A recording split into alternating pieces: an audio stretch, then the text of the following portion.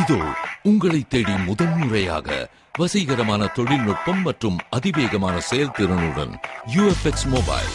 மெல்லிய தோற்றத்துடன் முற்றிலும் சிறப்பாக எல்லோருக்கும் எளிதாக UFX மொபைல். உங்கள் நவீன தலைமுறைக்கான mobile. UFX Mobiles make you move. For the very first time coming your way is an irresistible combination of speed, style and technology. UFX Mobiles, exceptionally sleek, totally advanced, and now the phone that everyone can afford to touch. Your next generation mobile. UFX Mobiles make you move.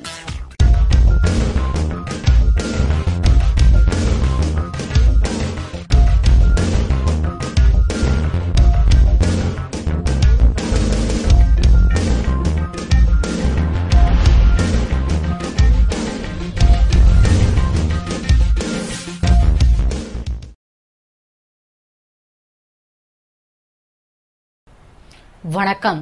+2 பொதுத் தேர்வில் 75% மதிப்பெண்கள் பெறும் அரசு பள்ளி மாணவர்களுக்கு இலவச laptop வழங்கப்படும் என்று கல்வித்துறை சார்பில் நடைபெற்ற வெற்றி நிச்சயம் என்ற பயிற்சி பட்டறையில் முதல்வர் ரங்கசாமி கூறினார். புதுவை கம்பன் கலையரங்கில் கல்வித்துறை சார்பில் வெற்றி நிச்சயம் எனும் பயிற்சி பட்டறையின் துவக்க விழா பள்ளிக் கல்வி இயக்குநர் வல்லவன் தலைமையில் நடைபெற்றது.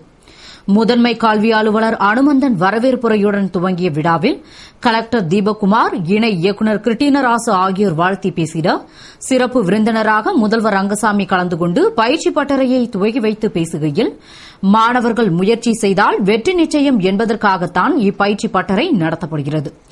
மாணவர்களை வெற்றி பெற செய்ய வேண்டும் என்ற எண்ணத்துடன் அரசு பள்ளி ஆசிரியர்கள் கடினமாக உழைத்து வருகிறார்கள். அடுத்த ஆண்டு முதல் +2 வகுப்பு மாணவர்களுக்கும் இதுபோன்ற பயிற்சி பட்டறை நடத்தப்படும்.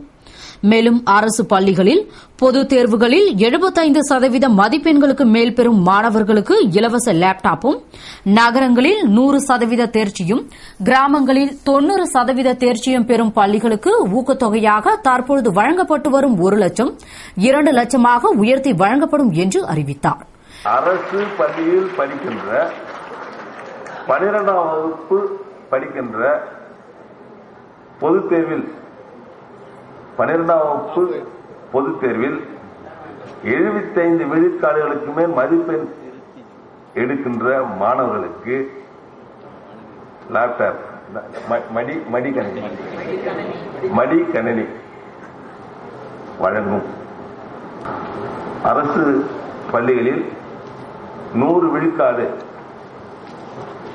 வெற்றியை கொடுக்கின்ற பள்ளிகளுக்கு, நகரத்தில் உள்ள பள்ளியில் 100 விழுக்காடு கொடுக்கின்ற பள்ளி 1 லட்சம் ரூபாயும், கிராம பகுதிகளில் 90 விழுக்காடு வெற்றியை கொடுக்கின்ற பள்ளிகளுக்கு அது 1 லட்சம் ரூபாயும் பரிசாக வழங்கி வந்தது. அதை உயர்த்தி தர வேண்டும் என்ற ஒரு எண்ணமும் இருக்கின்றது. அது 2 லட்சம் ரூபாயாக தரப்படும் என்பதை நான் உங்களுக்கு அறிவித்துக் கொள்கிறேன். அப்படி 100 விழுக்காடு கொடுக்கின்ற பள்ளிகளுக்கு 2 லட்சம் ரூபாய் பரிசு வழங்கப்படும் என்பதை இங்கே நான் உங்களுக்கு தெரிவித்துக் கொள்கிறேன். நிகழ்ச்சியில் கல்வித்துறை அதிகாரிகள், ஆசிரியர் பெருமக்கள் மற்றும் மாணவ மாணவியர்கள் கலந்து கொண்டனர். 10 நாட்களுக்குள் புயல் நிவாரணத்தை வழங்காவிட்டால் காங்கிரஸ் வீதியில் இறங்கி போராடும் என்று எதிர்க்கட்சித் தலைவர் வைத்திலிங்கம் கூறினார். இது தொடர்பாக முன்னாள் முதல்வரும் எதிர்க்கட்சித் தலைவருமான வைத்திலிங்கம் செய்தியாளர்களுக்கு அளித்த பேட்டியில், முதல்வர் ரங்கசாமி புதுவை கடன் சுமையால் தள்ளாடிக் கொண்டிருக்கிறது என்று கூறியிருக்கிறார். கடன் வாங்குவதற்கென வங்கியில் தனி கணக்கை துவக்கிய அவர்தான் நிதி சுமைக்கு முழு பொறுப்பை ஏற்க வேண்டும். மேலும் பட்ஜெட் தாக்கல் செய்ததில் 1110 கோடி புதிய வரி விதிக்கப்படும் என அனுமதி வாங்கித்தான் தாக்கல் செய்தார் என்றும், மக்களுடைய பாதுகாப்பே எங்கள் நோக்கம் என்பதால்தான் கடந்த 6ஆம் தேதி பேரணி நடத்தினோம். ஆனால் அதே நேரத்தில் வெடிகுண்டு வெடிக்கிறது, கொலை நடக்கிறது. இந்நிலையில் குண்டர் தடுப்பு சட்டத்தை அமல்படுத்தாமல் இருப்பதற்கு காரணம் என்ன என்ற அவர், புதுவை மக்களின் பாதுகாப்பிற்கு ஆளுநர் உறுதிப்படுத்தி அறிக்கை கொடுக்க வேண்டும் மற்றும் விவசாயிகள் குடிசை இழந்தவர்களுக்கு நிவாரணத் தொகையை 10 நாட்களுக்குள் கொடுக்கவில்லை என்றால் காங்கிரஸ் வீதியில் இறங்கி போராடும் என்று கூறினார். அப்போது முன்னாள் அமைச்சர் நமச்சிவாயம், கதிர்காமம் வட்டார காங்கிரஸ் தலைவர் AKD ஆறுமுகம் ஆகியோர் உடனிருந்தனர். புதுவையில் பிரெஞ்சு மூதாட்டியை கொலை செய்த பெண் மற்றும் கூட்டாளிகளை 12 மணி நேரத்தில் கைது செய்து 15 லட்சம் மதிப்புள்ள நகைகளை மீட்டதாக எஸ்எஸ்பி சந்திரன் பெருமிதத்துடன் கூறினார். இது தொடர்பாக எஸ்எஸ்பி சந்திரன் செய்தியாளர்களுக்கு அளித்த பேட்டியில், பிரெஞ்சு மூதாட்டி அமுதாவை கழுத்தறுத்து கொன்ற வழக்கில் முதலில் எங்களுக்கு அவரது வளர்ப்பு மகன் நிர்மல் மீதுதான் சந்தேகம் இருந்தது. ஆனால் அவரிடம் நடத்திய விசாரணையில் அவர்தான் குற்றவாளி என்று உறுதி செய்ய முடியவில்லை. எனவே அக்கம்பக்கத்தில் விசாரித்தபோது ஒரு பெண் வீட்டுக்கு வந்துவிட்டு போனதாக கூறினார்கள். எனவே நிர்மலிடம் உங்கள் வீட்டிற்கு யாரெல்லாம் வந்து போவார்கள் என விசாரித்ததில் அவர் விண்ணரசி என்ற அமுதாவின் தோழி வந்து செல்வார் என்று கூறியதை அடுத்து அவரிடம் நடத்திய விசாரணையில் அவர் தானும் அவருடைய கள்ளக்காதலன் ரங்கராஜனும் சேர்ந்து கொன்றதாகவும் மற்றும் 75 பவுண்ட் நகை, 50,000 ரொக்க பணம், வெள்ளி பொருட்களை திருடி சென்றதாக ஒப்புக்கொண்டார்.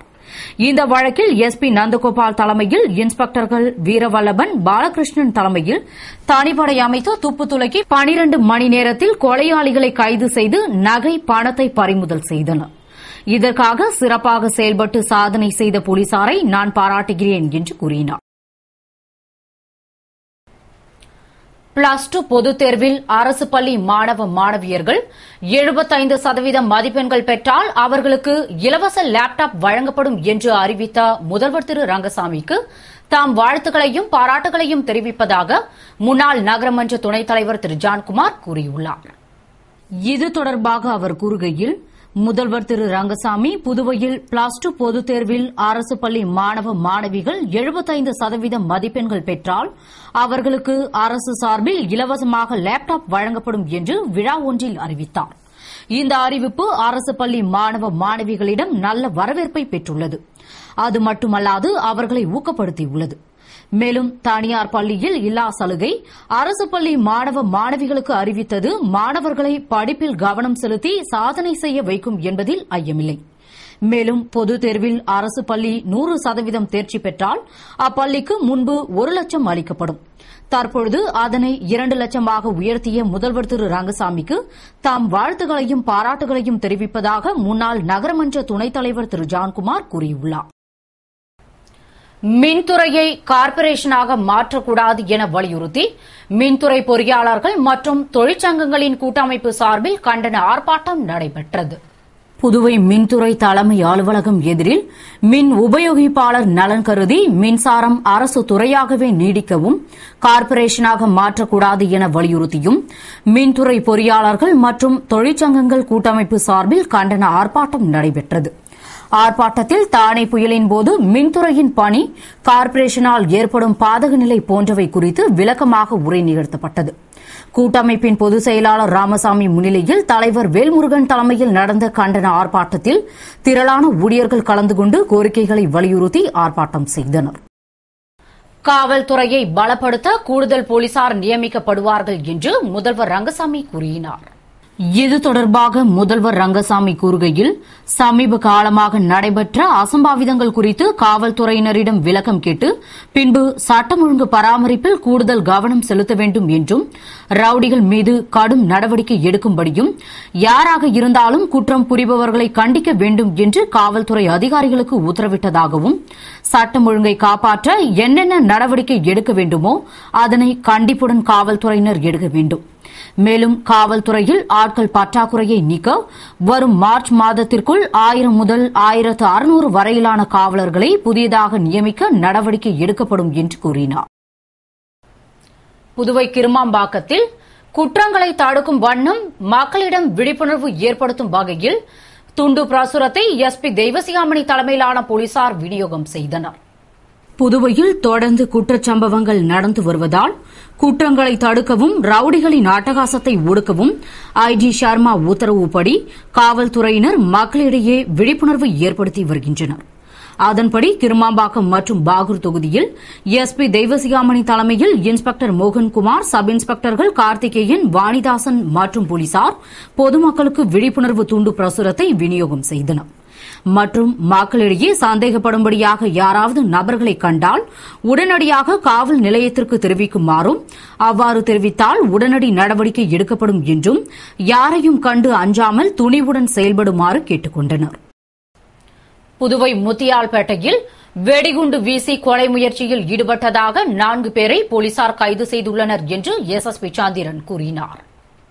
இது தொடர்பாக எஸ்எஸ்பி சந்திரன் கூறுகையில், கடந்த 6ஆம் தேதி முன்விரோதம் காரணமாக டிராக் சிவாவின் மைத்துனர் சந்துரு மற்றும் அவரது கூட்டாளிகள் ஞானவேலை தாக்கியதில் அவர் அதிர்ஷ்டவசமாக உயிர் தப்பினார்.